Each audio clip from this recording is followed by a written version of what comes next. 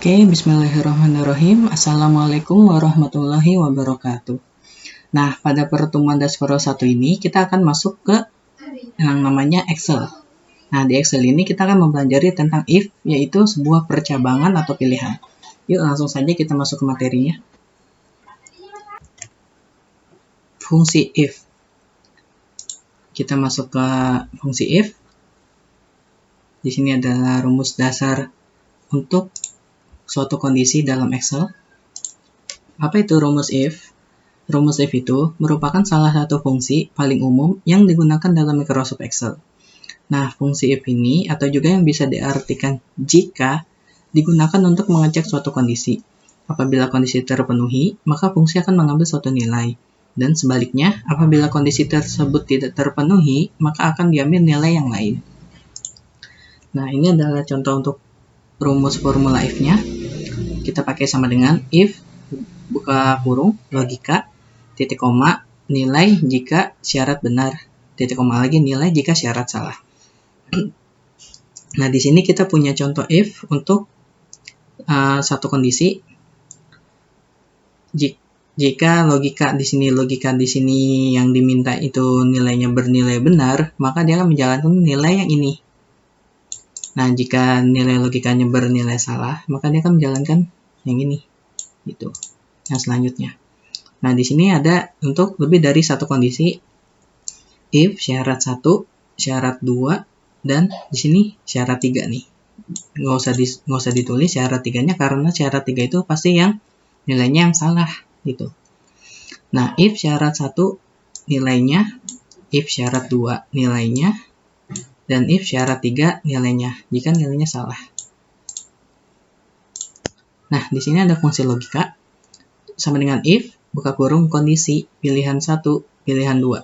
Di mana kondisi setiap ekspresi yang akan diseleksi oleh komputer. Setiap kondisi harus memiliki satu buah operator relasional. Operator relasional itu, contohnya itu adalah sama dengan lebih kecil sama dengan, lebih besar sama dengan, lebih besar, lebih kecil, dan lebih besar.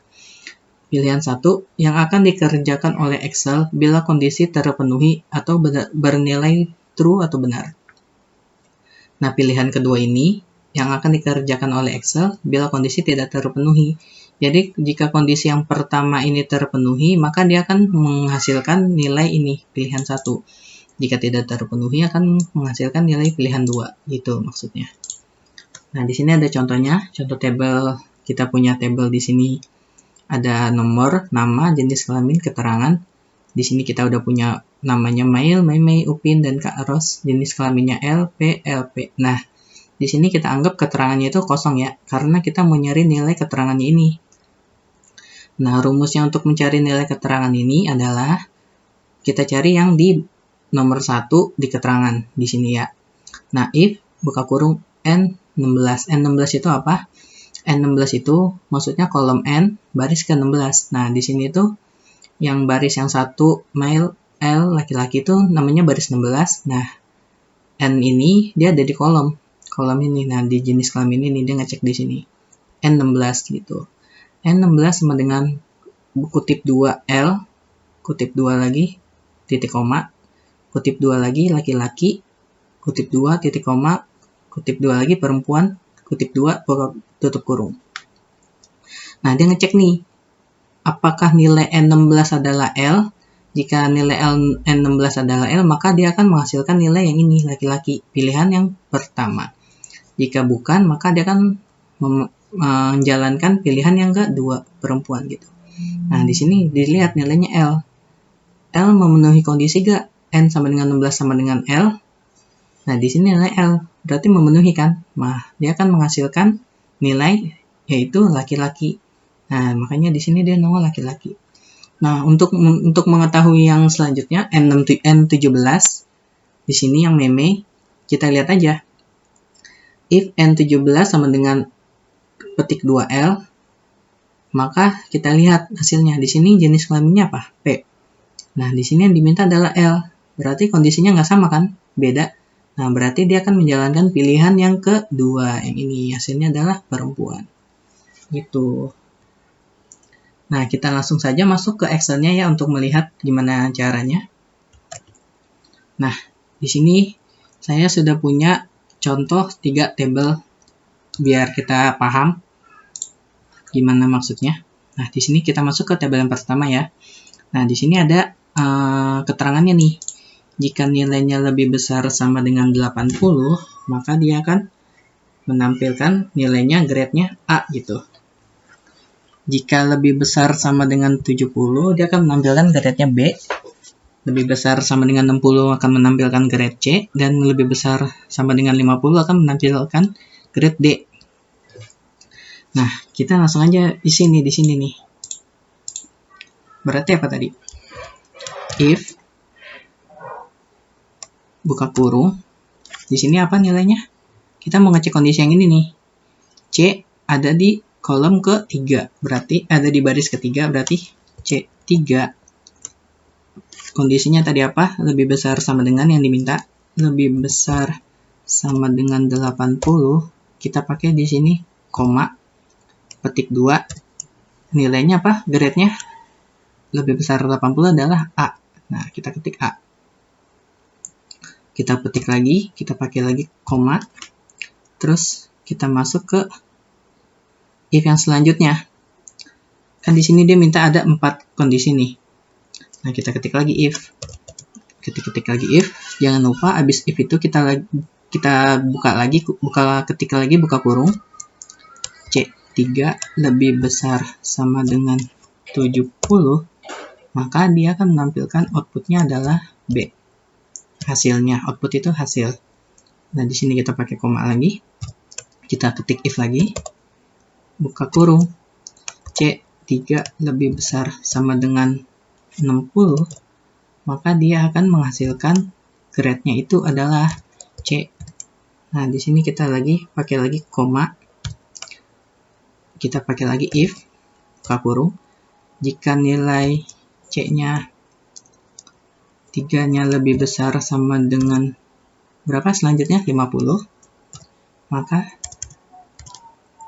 Maka dia akan menampilkan outputnya adalah grade D. Gitu. Lebih besar dengan 50, hasilnya adalah D. Nah, di sini adalah pilihan terakhir. Kita nggak usah pakai if lagi karena pilihan terakhir ini pilihan yang tidak ada di kondisi. Nah, di sini kita pilih yang terakhir.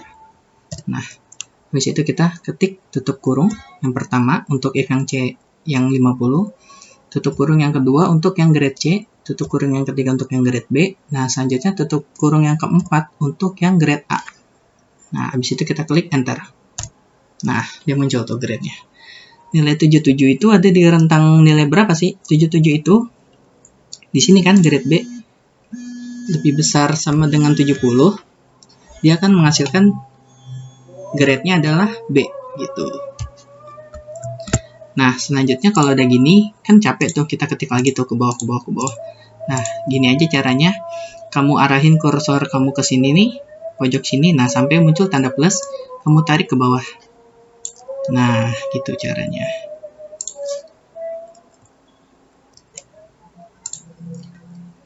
Nah, di sini kita langsung masuk ke yang tabel yang kayak ini ya. Sebentar, ini kita hapus dulu karena kita mau nyoba caranya gimana nanti. Nah, di sini kita masuk ke yang tabel yang kedua. Nah, di sini saya sudah langsung buat saja biar nggak terlalu lama. Mirip kayak yang sebelumnya, cuman di sini dia lebih gampang karena kondisinya cuma ada 2. Kalau di sini kondisinya ada 4 gitu. Kalau cuma ada 2 berarti ya udah rugi dan untung gitu. If yang pertama untuk kondisi true adalah rugi, if yang kedua adalah true yang jika kondisinya salah yaitu untung gitu. Nah, ini kita udah dapat, kita coding aja, kita masukin aja rumus formulanya di sini. Nah, kita dapat di sini hasilnya adalah untung. Jika harga beli lebih besar dari harga jual, maka akan nilainya adalah rugi. Nah, di sini belinya itu adalah 500.000, harga jualnya 700.000. Berarti kira-kira kalau menurut logika kalian rugi atau untung dia? Belinya 500.000, harga jualnya 700.000. Berarti untung kan? Untung 200.000. Nah, kalau untung 200.000 dia langsung akan menampilkan output untung gitu. Karena udah nih kita masukin formulanya. Nah, kalau sudah kita langsung aja tarik ke bawah. Nah, gitu. Nah, di sini kita mau lihat nih rata-ratanya ini. Nah, untuk rumus rata-rata ini kita langsung klik di sini sama dengan kita masukin namanya average buka kurung. Nah, kita mau lihat rata-rata dari harga beli sama harga jual. Berarti di sini ada di J berapa nih? J berapa? J3 titik 2 J3 titik 2 sampai ke K3. Nah, di situ kita tutup kurung. Kita klik enter. Nah, ini muncul rata-ratanya. 500.000 tambah 700.000 itu adalah 120.000. Kita rata-ratain itu, kita bagi 2, hasilnya adalah 600.000. Nah, kalau sudah kita tarik baris ke bawah. Nah, dia muncul langsung. Nah, di sini kita mau lihat harga totalnya. Harga total dari semua ini. Harga total itu, caranya itu adalah rumusnya. Rumus formulanya itu sama dengan sum buka kurung. Dimana kita mau lihat dari J1 sampai dengan J7. Kita klik yang ini J1, terus kita shift tekan, kita klik lagi mouse kita ke arah kursor J7. Nah, dia langsung muncul tuh di situ. Nah, kita tutup kurung, enter. Nah, ini kalau udah kita tarik ke kanan karena kita mau cari harga total dari harga jual. Nah, gitu. Nah, kalau rumus min itu adalah sama dengan min buka kurung dari J1 dari J3 maaf sampai dengan J9. Kita tutup kurung, kita lagi enter lagi. Nah, kita ke kanan. Nah, maksudnya itu min itu apa? Min itu nilai yang paling rendah dari harga beli ini berapa? 200.000 gitu.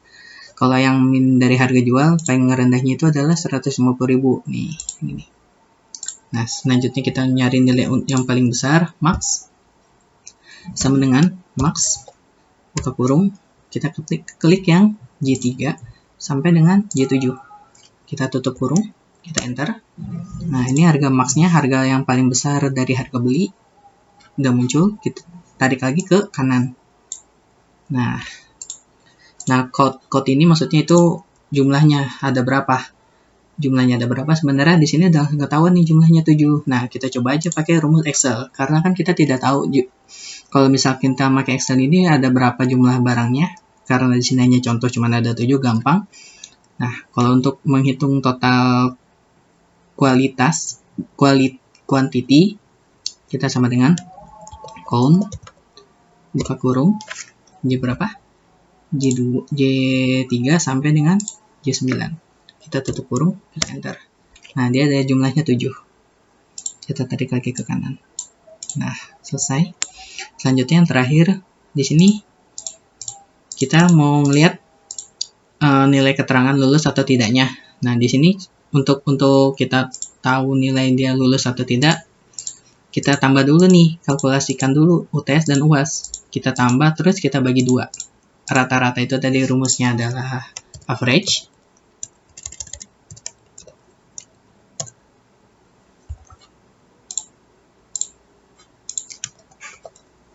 Kita klik yang di sini C20 sampai dengan D20.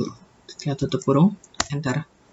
Nah, terus kita di sini kita tarik ke bawah. Nah, gitu. Nah, di sini saya ada buat rumus formula untuk keterangannya. Di sini ada kondisinya, ada 2 kondisi. Jika lebih kecil sama dengan 50 itu adalah nilainya yang keluar adalah tidak lulus. Nah, yang terakhir itu lebih kecil sama dengan 75, maka dia kan remedial. Selain ini, selain yang 50 sampai 75 berarti ya yang berapa? 76 sampai 100 kan? Karena dia minta selain ini gitu. Selain 75 ini berarti lebih besarnya berapa? 76 sampai 100, maka itu adalah nilainya lulus. Nah, ini saya sudah buat formulanya. Nah, sini langsung saja kita tarik ke bawah. Tuh, langsung muncul dia. Nilai 80 lulus, 83 lulus, 62,5 remedial karena dia ada masuk ke antara rentang 50 sampai 75. Nah, sini ada tidak lulus. Tidak lulus ini karena dia di bawah 50. 78 lulus, dia di atas 75. 75 dia masih remedial karena lebih kecil sama dengan. Sama dengan itu maksudnya 75 masih ikut dia. Oke, mungkin cukup sekian untuk pertemuan 2 hari ini. Semoga bermanfaat. Wassalamualaikum warahmatullahi wabarakatuh.